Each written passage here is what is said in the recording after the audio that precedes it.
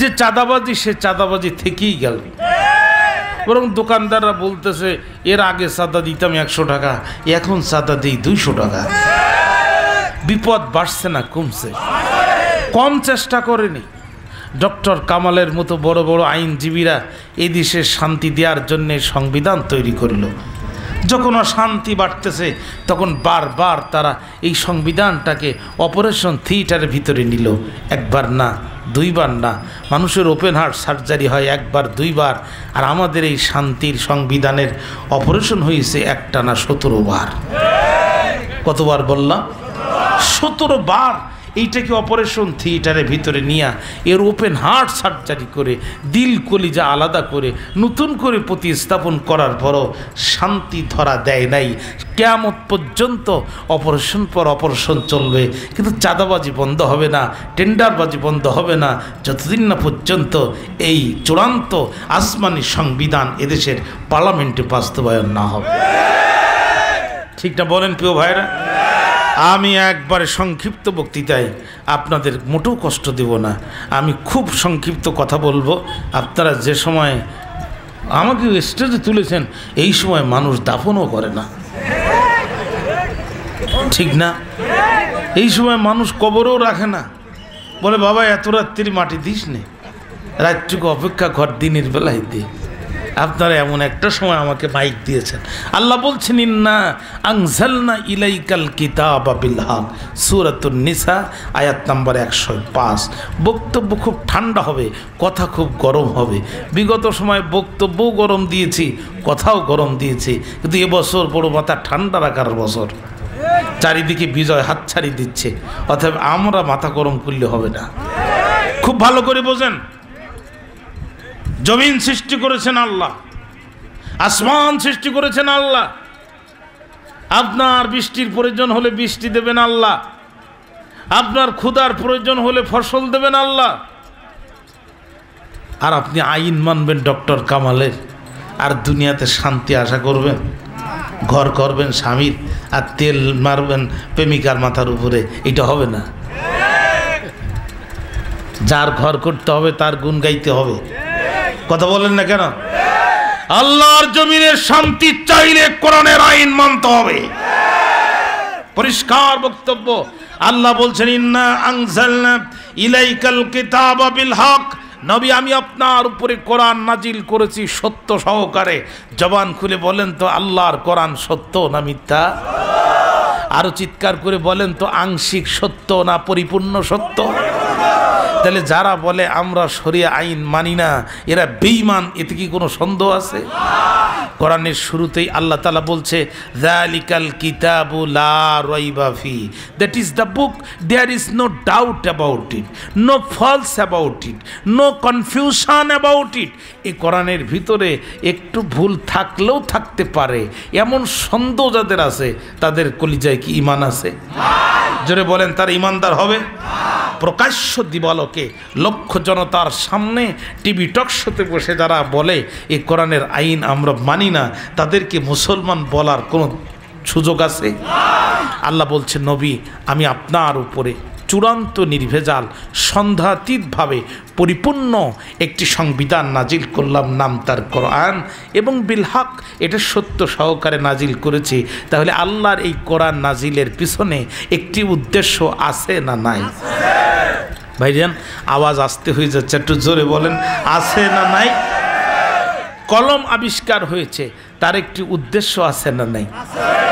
মানুষের চোখে গুঁতা মারার জন্যে, ওর খাপটা খুলে কানের মধ্যে ঢুকে কান চুলকানোর জন্যে, হ্যাঁ, লেখালেখি করার জন্যে, ঠিক না? পকেটের মোবাইল হাতে নেন, চাপ দেন, রাত 12টা বাজে দেখা যাবে। ভিতরে ঢোকেন, ক্যালকুলেটর আছে, প্রয়োজনীয় হিসাব কিতাব করতে পারবেন। আরেকটু ভিতরে ঢোকেন, ক্যামেরা আছে, ছবি তুলতে পারবেন। আরেকটু ভিতরে ঢোকেন, ব্রেকিং নিউজ টিভি চ্যানেল দেখতে পারবেন। কিন্তু এই সবের জন্যে মোবাইল আবিষ্কার হয়নি। শাসা শব্দ হচ্ছে কেন বাবা? মোটে জ্বালাইও না, এটা বন্ধ করেন, এটা দরকার নেই। হ্যাঁ, এসবের জন্য মোবাইল আবিষ্কার হয়নি। মোবাইল আবিষ্কার হয়েছে দূরে থাকা স্বজনদের সাথে কথাবার্তা বলার জন্য।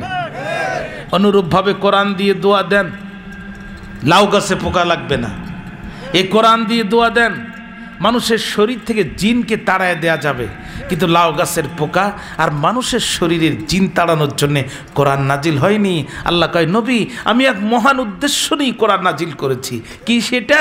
লিতাহকুমা বাইনান নাস, ইউনিয়ন পরিষদ থেকে শুরু করে সুপ্রিম কোর্টের আপিল বিভাগ পর্যন্ত এই কোরআনের আইন দিয়ে বিচার ফয়সালা করা লাগবে।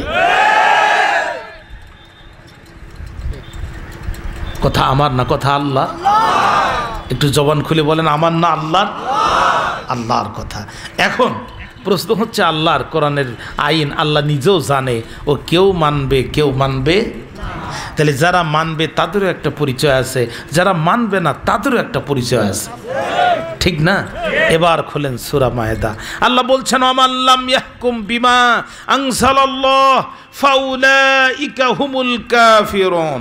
নবী, এই কোরআনের ওমাল্লাম ইয়াহকুম, যারা বিচার ফয়সালা করে না, বিমা তাহা দ্বারা, যাহা আনজালাল্লাহ নাজিল করেছেন আল্লাহ তাআলা, আল্লাহ পাক নাজিল করেছেন, আসমান থেকে নাজিল হয়েছে, এই চূড়ান্ত সংবিধান দিয়ে যারা বিচার ফয়সালা করে না, ফাউলাইকা হুমুল কাফিরুন, পৃথিবীর মানুষের আদমশুমারিতে হতে পারে ওরা ঈমানদার, কিন্তু আমি আল্লাহর খাতায় ওরা কাফেরদের সর্দার। তাহলে কোরআনের আইন যারা চায় না আর কোরআন দিয়ে যারা বিচার করে না, এদের পরিচয় হচ্ছে এরা কাফের। আবার এরা কাফের বললে খুব রাগ করে, আমাকে কাফের বললে, কাফের বললে রাগ করো কেন? কাফের তো একটা শব্দ। মুমিন যেমন একটা শব্দ, কাফির তেমন একটা শব্দ। তো তুমি কোরআনের আইন মানো না, প্রকাশ্য এই কথা বললে বলতে তোমার লজ্জা লাগে না, তা কাফের শব্দ শুনতে লজ্জা লাগে কেন? বোরকা পরে কেউ যদি ঘর থেকে বাইর হয়, মানুষ বলে দেখ একটা পর্দা নিশিনী মহিলা যাচ্ছে। আর বোরকা ছাড়া অর্ধ শরীর উলঙ্গ করে যারা বাইর হয়, মানুষ বলে এই মহিলাটা বেপর্দা। তো এই পর্দা নিশিনী আর বেপর্দা দুইটা শব্দ। তো তুমি কোরআনের আইন মানো না, কথা বলতে লজ্জা লাগে না, তাহলে কাফির শব্দটা শুনতে তোমার লজ্জা লাগে কেন? চূড়ান্ত বক্তব্য, কোরআনের বিচার যারা চায় না তাদের পরিচয় হচ্ছে তারা কাফির। আল্লাহ পাক শুধু তাই নেবার বলছেন, আমান লাম ইয়াহকুম বিমা আনজালাল্লাহ ফাউলাইকা হুমুল ফাসিকুন। আল্লাহ বলছে, কোরআন দিয়ে যারা বিচার করে না, কোরআনের বিচার সমাজে প্রতিষ্ঠিত হোক, এটা যারা চায় না তারা ফাসিক। দেখেন না, কয়েকদিন আগে টকশোতে আমাদের এক বিশাল বুদ্ধিজীবীর আবিষ্কার হয়েছে, ইসলাম শুনলে তার শরীরে গা চলে। 2 দিন পরে তার স্ত্রী অভিযোগ করেছে, অমুক আমার স্বামীকে ছিনিয়ে নিয়েছে। 3 দিন পরে সে তার স্ত্রীকে তালাক প্রদান করেছে। দুশ্চরিত্রবান লম্পটরা ছাড়া আল্লাহর কোরআনের আইনের বিরোধিতা কোনো চরিত্রবান ভালো মানুষ করে না। 3 নম্বর, কোরআনের বিচার যারা চায় না তাদের পরিচয় কি? আল্লাহ বলছেন, আমান লাম ইয়াহকুম বিমা আনজালাল্লাহ ফাউলাইকা হুমুজ জালিমুন। এই কোরআনের বিচার যারা চায় না, আসমান থেকে যা নাজিল হয়েছে এর বিচার যারা চায় না, এদের 3 নম্বর পরিচয় হচ্ছে এরা জালেম, অত্যাচারী। 1 নম্বর কাফের, 2 নম্বর ফাসিক, 3 নম্বর জালিম। ভাইরা আমার, আমরা তো চেষ্টা কম করি নাই, কিন্তু দেখলাম সমস্যা বাড়া ছাড়া সমস্যা কমছে না। দিন দিন সমস্যা বৃদ্ধি হচ্ছে, সমস্যার কমতি হচ্ছে না। চুরি বাড়ছে না, কমছে। আগে চুরি হতো সাধারণ কায়দায়, এখন চুরি হচ্ছে ডিজিটাল কায়দায়। ব্যাংকে থেকে বলে বিদেশ থেকে হ্যাকিং করে টাকা নিয়ে চলে যাচ্ছে। আগে চুরি করতো শিক কেটে, এখন চুরি করে ব্যাংক থেকে হ্যাকিং করে। কোরআনের কাছে জিজ্ঞাসা করলাম, কোরআন তোমার বিচার মানলে কি হবে? কোরআন বলছে চুরি থাকবে না। কি করব? কোরআন বলছে আস-সারিকু ওয়াস-সারিকাতু ফাকতাউ আইদিয়াহুমা, সূরা আল মায়েদা আয়াত নম্বর 38। কোরআন বলছে as to thief, male or female, চোর যদি চুরি করে সেটা নারী হোক আর পুরুষ হোক, তাকে ধরো। ফাকতাউ আইদিয়াহুমা, তোমাদের বিচার ব্যবস্থার মাধ্যমে উভয়ের হাত কেটে দাও। সুবহানাল্লাহ বলতে মন চায় না? এই আইন কার? জোরে বলেন, আইন কার? আচ্ছা, আর আমাদের দেশে যে আইন সেই আইনে কি বলছে? বাংলাদেশ পেনাল কোড 379, বাংলাদেশের দণ্ডবিধির 379 ধারা মোতাবেক বলছে, whoever commits thief shall be punished with imprisonment of either description from a term which may extend two 3 years or with fine or with both.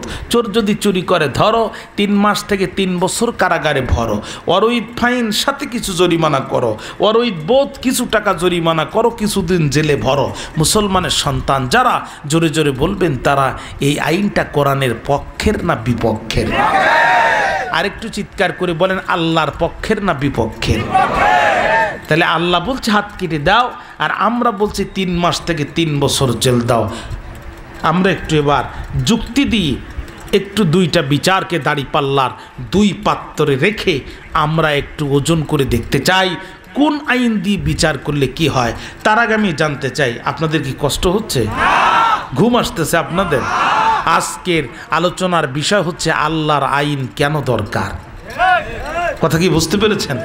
আল্লাহর আইন কেন দরকার? একটু মনোযোগ দেন। জীবনে বহুত ঘুম পড়ছেন, সামনে পড়তে পারবেন না। এদেশের অস্তিত্ব বিলীন হয়ে যাবে যদি ইসলামপন্থীদের হাতে এদেশ না আসে। তাকান আমার দিকে, কাম টু মাই পয়েন্ট। আল্লাহ বলছে হাত কেটে দাও, আর আমরা বলছি 3 মাস থেকে 3 বছর জেল দাও। নতুন করে আমাদেরকে ভয় দেখাবেন না। 17 বছর এই ময়দানে কথা বলেছি, কোনোদিন জবান পরিবর্তন করিনি।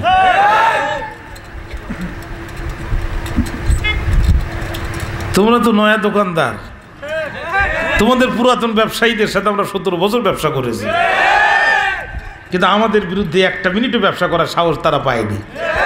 অর্থাৎ আমাদেরকে ভয় দেখায় লাভ নাই। আমৃত্যু পর্যন্ত এই ভূখণ্ডে আমরা কোরআনের আইনের পক্ষে থাকব।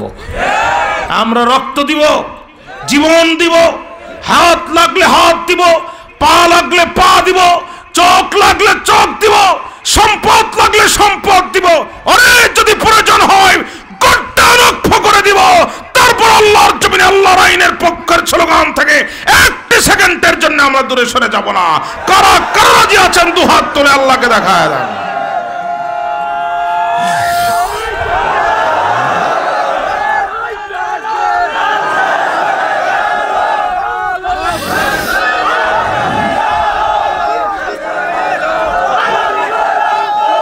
এবছর তারা ডাকাতের নয়া সদস্য। গত বছর ডাকাতের নয়া সদস্য ছিল যারা, এবছর ডাকাতের সর্দার তারা। গত বছর যারাই ছিল ডাকাতের সর্দার, এবছর তারা পূর্ব বাংলা ML জনযুদ্ধ নিষিদ্ধ কমিউনিস্ট পার্টির আঞ্চলিক কমান্ডার। কারণ কি?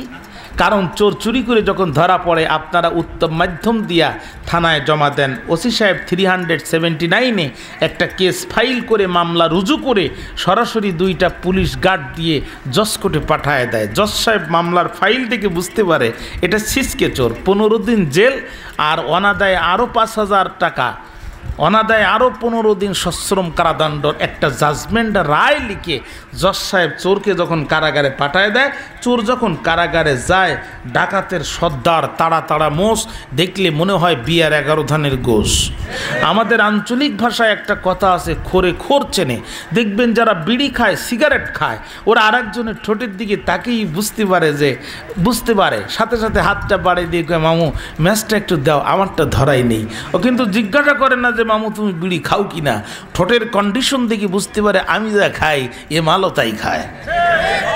ঠিক না? ডাকাতের নতুন সর্দার চোরকে দেখেই বুঝতে পারছে যে আমি যে কাজের কাজী এ সেই কাজের নয়া পাজি।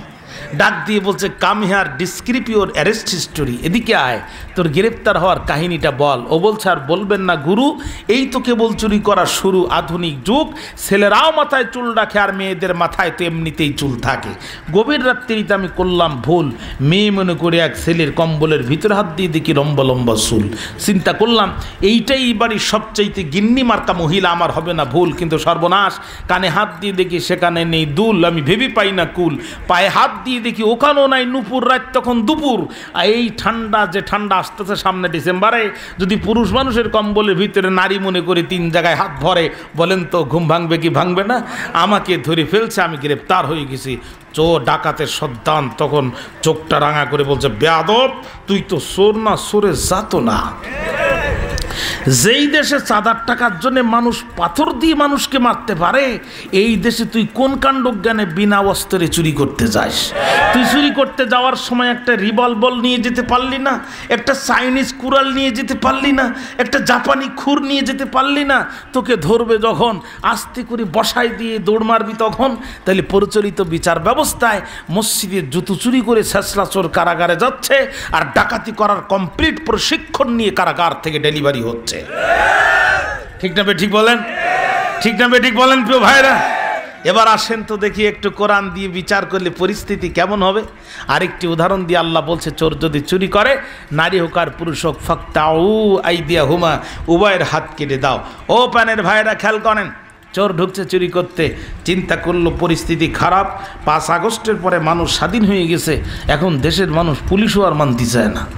পুলিশও ভয়তে মানুষের সাথে খুব বেশি কথাবার্তাও বলে না, ইয়ানাফসি করতেছে, যে যার মতো। কখন কোন মামলায় কে ফেসে যায় বলার মতো নাই। সেনাবাহিনীর 50-এর বেশি অধিকার, প্রায় 56 জন পর্যন্ত অফিসার ফেসে গেল, কেউ কখন ফাঁসবে হিসাব আছে?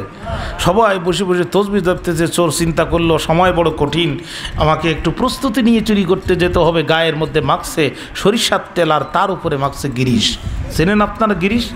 ওই যে ধরলে স্লিপ করে, এই গিরিশ মেঘে চোর ঢুকছে চুরি করতে। বাড়ির মালিকও রেডি। শিখ যখন কাটছে, বাড়ির মালিকের ঘুম ভেঙে গেছে। বাড়ির মালিক রেডি, যে তুই ঢুকলেই আমি ধরবো। যেই না চোর মাথাটা ঢুকাই দিছে, বাড়ির মালিক হাত ধরছে, চোর আস্তে করে স্লিপ করে চলে গেছে। বাড়ির মালিক তখন মুখে হাত দিয়ে বলছে, আরে আজ যদি নিজের হাত দিয়ে তোরে না ধরি, পরের হাত দিয়ে ধরতাম, তুই কেন?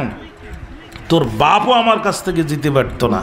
চোর তখন চিন্তা করলো, আজ 25 বছর ধরে চুরি করি, নিজের হাত কি আর পরের হাত কি তা তো কোনো দিন দেখি নাই। পরে আবার অন্য জায়গায় যে বিপদে পড়বো, ধরা খাই খাবো, অন্তত পরের হাতটা কি একটু চিনে আসে। এবার যখন চোর আবার ঢুকছে, বাড়ির মালিক তখন টেবিলে ড্রয়ার টান দিয়া প্লাস বাহির করছে। প্লাস চেনেন আপনারা? সাড়াশি চেমটি। যেই ঢুকছে চোর, বাড়ির মালিক দিছে প্লাস আটকায়া। চোর তখন কয়, মা তওবা করলাম, জীবনে আর চুরি করবো না। বাড়ির মালিক বলে, বলছিলাম না পরের হাত দিয়ে ধরলে তুমি যেতে পারবা না। আজ আমরা 55 বছর এই দেশে বিচার করেছি নিজেদের হাত দিয়ে। কথা বলেন প্রিয় ভাইরা? চুরি বন্ধ হয়নি, ডাকাতি বন্ধ হয়নি, বরং আমার দেশের গরিবের মানুষের পেটে লাথি মেরে কোটি কোটি টাকা দেশ থেকে পাচার করে নিয়ে যাওয়া হয়েছে।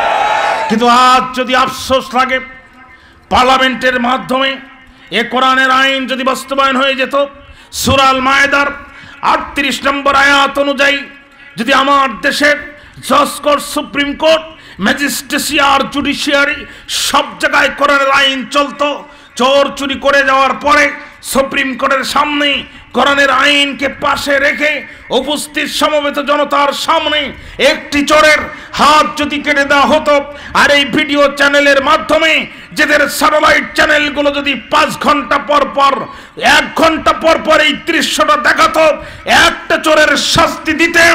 টেকনাফ থেকে তেতুলিয়া, রূপসা থেকে পাথরিয়া, সুন্দরবন থেকে বান্দরবন পর্যন্ত গরিব মুসলমানের 2 টাকা চুরি করে খাওয়ার দুঃসাহস কারো হতো না। এখন বুঝে থাকলে বলেন তো, আগামী দিনে পার্লামেন্টে কোরআনের আইন দরকার আছে না? কথা কি বুঝতে পেরেছেন?